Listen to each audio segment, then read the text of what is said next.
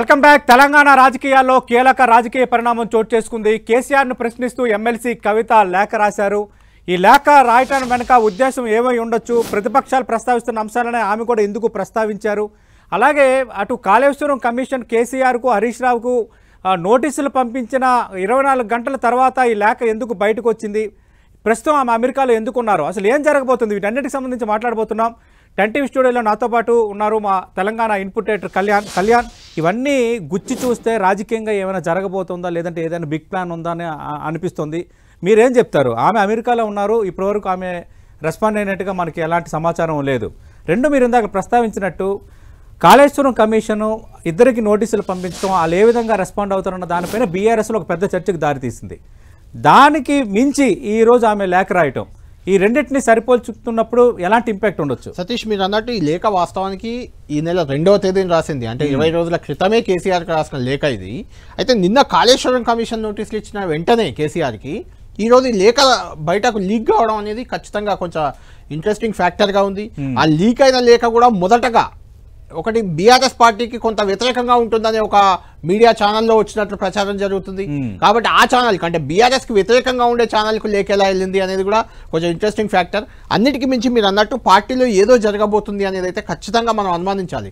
చూస్తున్నాం, ఆది శ్రీనివాస్ ఇప్పుడే రియాక్ట్ అయ్యారు. ప్రభుత్వ విప్పు టీఆర్ఎస్ లో ముసలాం తారాస్థాయికి చేరింది. కల్వకుంట్ల కవిత రాసిన లేఖతో ఆ పార్టీలో లుకలుకలు బయటపడ్డాయి. బీజేపీతో బీఆర్ఎస్ కలిసి పనిచేస్తుందని మేము అంటున్న మాటలను కవిత సమర్థించారు.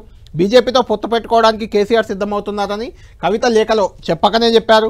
బీజేపీపై పల్లెత్తు మాట మాట్లాడకుండా కేసీఆర్ వ్యవహరించిన తీరును కవిత కడిగి పారేసింది. అంటే కవిత రాసిన లేఖ, కవిత ఇందులో ఈ లేఖలో 6 పేజీల లేఖలో ప్రస్తావించిన అంశాలు ఇప్పుడు కాంగ్రెస్ పార్టీకి, ఎందుకంటే ప్రధానంగా కాంగ్రెస్ పార్టీ ఆరోపణ చేస్తుంది బీజేపీ బీఆర్ఎస్ రెండు ఒకటే, ఆ రెండు కలిసి పనిచేస్తున్నాయని.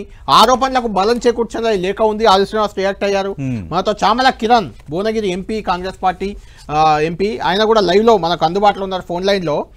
కిరణ్ గారు, మీరు కవిత రాసిన లేఖను ఎలా చూస్తారు? ఎందుకంటే కాంగ్రెస్ పార్టీ గత కొద్ది రోజులుగా ప్రస్తావిస్తున్న అంశాలనే ఇప్పుడు కవిత లేఖలో ప్రస్తావించారు. అంటే కొంత బయట జరుగుతున్న చర్చ, రాజకీయ విశ్లేషకులు కానీ, రాజకీయ పరిజ్ఞానం ఉన్న వాళ్ళు కానీ, కవిత వెనుక కాంగ్రెస్ పార్టీ ఉందనే ఒక కొత్త ఆరోపణ, కొత్త విమర్శకు కూడా ఈ లేఖ దారితీస్తున్నట్లు కనిపిస్తుంది. దీనికి మీరేం చెప్తారు? ఎవరు ఉన్నారు అన్న దానికంటే ఎక్కువ ఈ లీక్ తోటి బీఆర్ఎస్ పార్టీ వీక్ అయినట్టు మాత్రం క్లియర్ గా కనపడుతుంది. బీఆర్ఎస్ ఏదైతే కుటుంబ పాలన, అదే కుటుంబంలో ఈ రోజు చిచ్చు రాసుకోవడము, డెఫినెట్ గా ఇది బీఆర్ఎస్ కి ఇది ఏమంటారు ఫినిషింగ్ టచ్ మాదిరిగా ఉంది. ఎందుకంటే కేసీఆర్ గారేమో ఫామ్ హౌస్ నుంచి బయటకు వస్తలేడు. ఏదో కొడుకు బలవంతాన నేను లక్షల మందిని పట్టుకొస్తాను, నువ్వు ఒక్కసారి వచ్చి తొడగొట్టంటే ఆయన సరిగ్గా తొడగొట్టలేకపోయినాడా. ఇక పోతే కేటీఆర్ గారేమో రాజ్యాధికారం కావాలని తాతాలు ఆడుతుంటే, బావగారేమో ఏదో వ్యంగ్యంగా కేటీఆర్ ని యాక్సెప్ట్ చేస్తున్నట్టు చెప్పంగానే మరి కేటీఆర్ ఆయన ఇంటికి పోయి చర్చలు పెట్టిండు. బావగారు నీ ఆశీర్వాదం నాకు ఉండాలన్నాడా, మరి బావగారు నేనేం చేస్తా అని చెప్పిండు. అది తెలియదు, అది కూడా లీక్ అయితే బాగుండేది ఏం జరిగింది అనేది. కాకపోతే ఓవరాల్ గా చెప్పేది ఏంటంటే, ఇప్పుడు కవిత గారు రాసిన సరే ఈ లీకులు వీకుల గురించి మనం నాన్ పొలిటికల్ అంటే పొలిటికలైజ్ చేయడం కంటే నేను ఇంకొక ఆస్పెక్ట్ కూడా చెప్పదలుచుకున్నా ఈ రోజు ప్రేక్షకులు.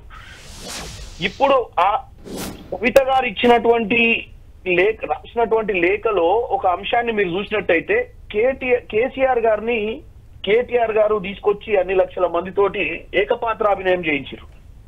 ఆ ఏకపాత్రాభినయం కూడా ఏమైందంటే, చాలా మంది ఆ రోజు టీవీలకు అతుక్కొని కేసీఆర్ అనే వ్యక్తి గతంలో ఒక ఉద్యమకారుని లెక్కనో ఏదో విధంగా ప్రజలకు సరే పాజిటివ్ నెగిటివ్ రెండు నెరేషన్స్ లో బాగా పాపులర్ లీడర్ ఈ రోజు తెలంగాణలో. ఆయన మళ్ళీ వచ్చి ఇన్ని రోజుల తర్వాత మాట్లాడతాడు అంటే ఏం మాట్లాడతాడా అని చెప్పి చాలా మంది టీవీలకు అతుక్కొని ఒక ఏమంటారు ఒక మ్యాసివ్ లెవెల్ చూద్దామని చూసిరు. కాకపోతే ఏమైందంటే దాంట్లో సబ్జెక్ట్ ప్రజలకు కనెక్ట్ కాకుండా మాట్లాడటం జరిగింది. ఆయన ఓన్లీ కాంగ్రెస్ పార్టీని దూషించడానికే స్క్రిప్ట్, మరి కొడుకు రాసి ఇచ్చిన స్క్రిప్టే చదవాల్సి వచ్చిందా? అంత తెలియకల నాయకుడు మరి కొడుకు ప్రెజర్లకు వచ్చి కొడుకు ఏం చెప్తే అది చేయాలన్న ఉద్దేశంతో చేసినా తెలియదు. కానీ ఆయన స్టైల్ అయితే మాత్రం కడిగి పారేసేది ఉండే బీజేపీని కూడా. ఎందుకంటే బీజేపీ కవిత సొంత కూతుర్ని ఢిల్లీ లిక్కర్ స్కామ్ లో ఇరికిచ్చి జైల్లో పెట్టినప్పుడు, ఫస్ట్ టైం అన్ని లక్షల మంది ముందుకు వచ్చినప్పుడు ఆయన కంపల్సరీ అడ్రస్ చేయాల్సిన అవసరం ఉండే. ఎందుకంటే సరే వాళ్ళ కూతురు తప్పు చేసిందా ఒప్పు చేసిందా కోర్టు తెలిస్తే రేపు ఏం చేస్తో తెలుస్తుంది. రాజకీయ పార్టీలు మేము కూడా డెఫినెట్ గా ఆమె ఏం చేసిందని తెలవాలని కోరుకుంటున్నారు తెలంగాణ ప్రజలకు. కానీ ఆయన అంత పెద్ద లీడరు సొంత కూతురునే డిఫెండ్ చేయకుండా కొంత కూతురికి అన్యాయం జరిగితే బీఆర్ఎస్ పార్టీని ఏమాత్రం అనకుండా ఓన్లీ కాంగ్రెస్ పార్టీని ఎందుకు చామల కిరణ్ గారు అంటే రాజకీయ విమర్శగా కాకుండా పార్లమెంట్ ఎన్నికల సమయంలో ఆయన పెట్టిన ప్రతి సభలో కూడా అప్పటికే కవిత అరెస్ట్ అయి ఉన్నారు. చాలా బీజేపీని కార్నర్ చేస్తూ చాలా సభల్లో మాట్లాడారు కదా, పార్లమెంట్ ఎన్నికలప్పుడు చాలా మాట్లాడారు. ఒక పొలిటికల్ సినారియో అంటే ఒక పొలిటికల్ ఎలక్షన్ నడిచేటప్పుడు మాట్లాడేది ఏంటంటే మల్టిపుల్ సభలు ఉంటాయి. అట్రాక్ట్ ఆ సభకు ఇప్పుడు కేసీఆర్ గారు పెట్టిన వరంగల్ సభకు చాలా డిఫరెన్స్ ఉంటుంది. ఎందుకంటే ఈ సభల రాజకీయాలు నడిచేటప్పుడు ఒకవైపు రేవంత్ రెడ్డి గారు మాట్లాడతారు, ఒకవైపు కిషన్ రెడ్డి గారు మాట్లాడతారు, ఒకవైపు కేసీఆర్ గారు మాట్లాడతారు. రకరకాల సభలు నడుస్తుంటాయి. కవరేజ్ అంత ఉండదు. ఆ రోజు కవరేజ్ ఏంది? Exclusive coverage KCR the. అంటే తెలంగాణ ప్రజలు మొత్తం కూడా రాజకీయాలకు అతీతంగా ఏం చెప్తాడు, మరి ఏం దిశా నిర్దేశం చేస్తాడు తెలంగాణ ప్రజలకు. ఎందుకంటే ఓటమి తర్వాత మొదటిసారి వచ్చిండు, మరి ఓటమిని అంగీకరించి తెలంగాణ ప్రజలకు క్షమాపణలు చెప్తాడా 7 లక్షల కోట్లు అప్పు చేసినందుకు. నిజంగానే ఓడిపోయిన తర్వాత మార్పు ఏమైనా వచ్చిందా ఆయనలో? ఆ మార్పుతోటి ఏమైనా కన్స్ట్రక్టివ్ లైన్ తీసుకొని నెక్స్ట్ కమింగ్ ఫ్యూచర్ ప్లాన్ ఏమైనా చెప్తాడా అనేది ఆలోచిస్తే ఏమైనా కాంగ్రెస్ పార్టీలో అది కూడా ముఖ్యమంత్రి రేవంత్ రెడ్డి గారి ప్రస్తావన తీసుకోకుండానే అంటే ఆయన మరి ఈయన ఏమనుకుంటో మరి నేను ఆయన గురించి మాట్లాడితే నాకంటే పెద్ద నాయకుడు అవుతాడన్న ఆలోచనతో మాట్లాడలేదా? Only finance minister deputy chief minister ని టార్గెట్ చేస్తూ మాట్లాడటం జరిగింది. అంటే ప్రజలు మనము కొన్ని రిజర్వేషన్స్ పెట్టుకోవద్దు. ఒక మాస్ లీడర్ అనేటప్పుడు రిజర్వేషన్స్ లేకుండా out of the mind out of the heart మాట్లాడి ఉండాల్సిన అవసరం ఉండే కేసీఆర్, కానీ మాట్లాడలే.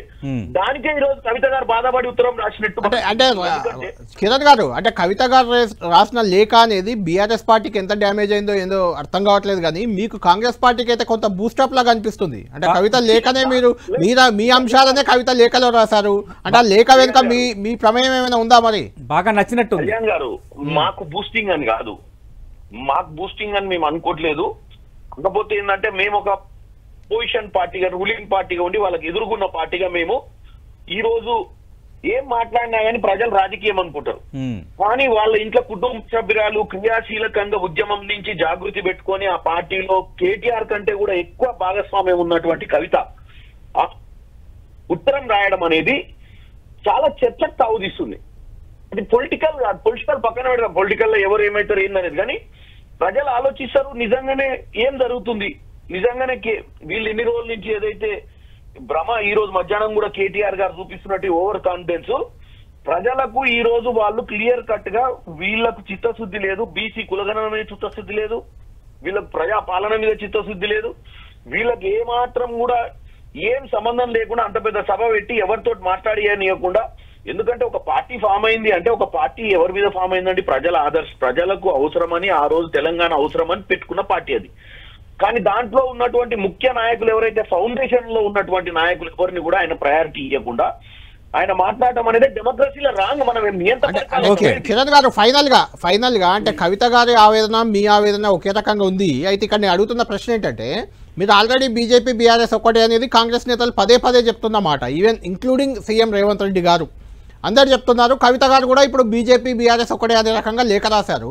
ఆల్రెడీ కేసీఆర్ కుటుంబ సభ్యుల్లో అటు ఉమేష్ రావు కానీ లేకుంటే రమ్యారావు కానీ వాళ్ళ కుటుంబ సభ్యులే వాళ్ళు మీతో ఉన్నారు, కాంగ్రెస్ పార్టీతో ఉన్నారు. రేపంటే కవితను కూడా మీ వైపు వస్తేనో ఆమె వస్తేనో లేకుంటే మీరు తీసుకునే ఆలోచన ఏమైనా చేస్తున్నారా? అవకాశం ఉందా అలా? ఒకటే నేను చెప్తాను, రాజకీయాలల్లా ఇప్పుడు ఆమె ఏ పార్టీకి వద్దో, ఆమె సొంత పార్టీ పెట్టుకుంటుందో, ఆమె ఇంకా అవన్నీ మనకు తెలియని విషయాలు. కాంగ్రెస్ పార్టీ ఈ రోజు వరకు మాకు ఆమె అప్రోచ్ కానీ ఆమె విషయాలు కానీ నాకు యాజ్ ఎంపీగా అంటే నాకు మొత్తమే తెలవాలని రూల్ లేదు. ఎందుకంటే ప్రజలు అనుకుంటారు ఎవరికి కిరణ్ రెడ్డికి చెప్పి చేస్తారా, కిరణ్ రెడ్డి ఇంకేం జరుగుతుందని. కానీ ఎక్కడ కూడా వినికిడి లేదు. ముఖ్యంగా కవిత ఫ్యూచర్ ప్లాన్స్ ఏందో మనకు తెలియదు. ఆమె అమెరికాలో ఉంది, డెఫినెట్ గా ఆమె అమెరికాలో ఉందని మాత్రం మీకు తెలిసింది. అమెరికాలో ఉందంటే సోషల్ మీడియా ఉంది కదండి ఇవాళ రేపు. ఇప్పుడు ఎవరెక్కడ ఉన్నాయి అలా కిరణ్ కుమార్ రెడ్డి ఢిల్లీలో ఉన్న విషయం కూడా అందరికి తెలుస్తుంది. ఒకసారి అంటే మీకు కూడా ఒక కాదు కిరణ్ గారు, మీకు కూడా ఒక అంచనా అంటూ ఉంటది కదా, అంటే కవిత ఇలాంటి లేఖ రాయడం, గత కొద్ది రోజులుగా కవిత మాట్లాడుతున్న వ్యాఖ్యలు, చిట్చాట్లు ఆమె చేస్తున్నా, అంటే మీకేమనిపిస్తుంది? అంటే కవిత దారి ఏ వైపు ఉండే అవకాశం కనిపిస్తుంది? అంటే ఆవేదన వేరు, అసంతృప్తి వేరు. అంటే రాజకీయంగా ఏమైనా వ్యూహం దాగి ఉండొచ్చా ఈ లేఖ రాయడం వెనక అన్నది? నేను ఒకటే చెప్తా చూడండి, హ్యూమిలియేషన్ కి పీక్ అన్నట్టు ఇది. ఆమెను ఎంత హ్యూమిలియేట్ చేసిర్రో వీళ్ళు ఇన్ని రోజుల నుంచి. ఆమె ఎంత ఎందుకో కిరణ్ గారు ఆమెను హ్యూమిలియేట్ చేశారని మీరు బాధపడుతున్నారు. ఆమె ఎంపీగా ఓడిపోతే వెంటనే ఎమ్మెల్సీ ఇచ్చారు, ఎమ్మెల్సీ అయిపోగానే మళ్ళీ ఎమ్మెల్సీ ఇచ్చారు, ఇప్పుడు ఆమె ఎమ్మెల్సీగా కూడా ఉంది. హ్యూమిలియేషన్ ఎక్కడ ఉంది? ఆమెకు రెండోసారి ఎమ్మెల్సీ ఇవ్వడం పైన పార్టీ కార్యకర్తలు చాలా మంది అసంతృప్తి వ్యక్తం అయినా కూడా దాన్ని పక్కన పెట్టి ఇచ్చారు. మీరు ఒకటి గుర్తుపెట్టుకోండి, ఆమె ఏమనుకుంటుంది, ఈ పార్టీకి మేజర్ స్టేక్ హోల్డర్ నేనే అనుకొని బతికింది కదా ఇన్ని రోజులు. ఎందుకంటే ఈ పార్టీని వాళ్ళ అన్న కేటీఆర్ గారు అమెరికాలో ఉద్యోగం చేసుకునేటప్పుడు ముందు నుంచి వాళ్ళ నాయనతోటి తోడుగా ఉండి, వాళ్ళ నాయన మహబూబ్ నగర్ ఎలక్షన్లలో ఎంపీ నిలబడ్డప్పుడు ఎన్నో సందర్భాల పార్టీ డౌన్స్ అండ్ అప్స్ లో అన్నిట్లో భాగస్వామ్యం వహించింది ఆమెకి హరీష్ రావే కదా ఆ రోజు. ఈరోజు హరీష్ రావు గారు అదే బాధలుండు, ఆయన బస్ట్ ఎప్పుడైతుందో తెలియదు, ఈమెతే ముందే బస్ట్ అయిపోయింది. ఎందుకంటే మేము మేజర్ స్టేక్ హోల్డర్స్ అంటే యువరాజు ఎక్కడి నుంచో విదేశాల నుంచి పట్టుకొచ్చి స్ట్రైట్ అవే ఆమెను ఆ రోజు సరే కవితకు తర్వాత 2009లో ఫస్ట్ ఛాన్స్ అయితే కేసీఆర్ కొడుకే ఇచ్చిండు కదా, ఏది సిరిసిల్ల నుంచి. 2014లో కవితకి ఇచ్చారు. అవును 2009లో ఫస్ట్ ముందు ఆమె ఉన్నా వెనుకొచ్చిన కొడుకు ముందు అవకాశం ఇచ్చిండు కదా సిరిసిల్ల. అంటే ఆ రోజు నుంచి కూడా చూస్తే ఎవరైతే తండ్రికి అంటకాగి ఎమ్మటే ఉండి కష్ట నష్టాల్లో తోడుండి అన్ని విధాలుగా జాగృతి అని ఒక ఆర్గనైజేషన్ పెట్టి పనిచేసింది కాబట్టి ఆమె ఏమనుకుంటుంది అంటే నేనే ఎక్కువ స్టేక్ హోల్డర్ అనుకొని ఏదో ఒక రోజు మా నాయనలో మార్పు వస్తుంది, ఏదో ఒక రోజు మా నాయన గతం గుర్తుకు తెచ్చుకొని నాకు ఇంపార్టెన్స్ ఇస్తాడు అని ఆమె ఉన్న వాళ్ళ బావ హరీష్ రావు ఇద్దరు కూడా అట్లనే అనుకొని బతుకుతుండొచ్చు అక్కడ. ఇప్పుడు ఆమె రియలైజ్ అయింది ఈ మధ్య కాలంలో జరుగుతున్నటువంటి విషయాల్లో ఏంటంటే ఇక మనకు అవకాశం లేదు, ఆయన యువరాజుకు పట్టం కట్టేటట్టుండు, ఇక ఇప్పుడు ఏదో దారి చూసుకోవాల్సిన పరిస్థితి ఉంది, ఈ దారి తీసుకోకపోతే ఎడారైపోతాం మన బతుకు అనుకొని ఆమె బయటకు వచ్చింది. సో డెఫినెట్ గా హరీష్ రావు గారు కూడా ఆమె అడుగుజాడలో నడుస్తాడని నేను అనుకుంటున్నాను అతి త్వరలో. Right thank you Kiran Kumar Reddy గారు. అంటే కళ్యాణ్ ఇంకా మనం చూసాం అంటే చాలా ఆవేదన, అంటే కవితకు మించిన ఆవేదనని కిరణ్ గారు ప్రస్తావించారు. ఏంటంటే అక్కడ సతీష్ అక్కడ అంటే కాంగ్రెస్ లైన్ ఏదైతే ఉందో ఆ లైన్ లో కవిత లేక కొంచెం కనిపిస్తుంది కాబట్టి వాళ్ళకి ఖచ్చితంగా కొంత హ్యాపీగానే ఉండొచ్చు వాళ్ళు.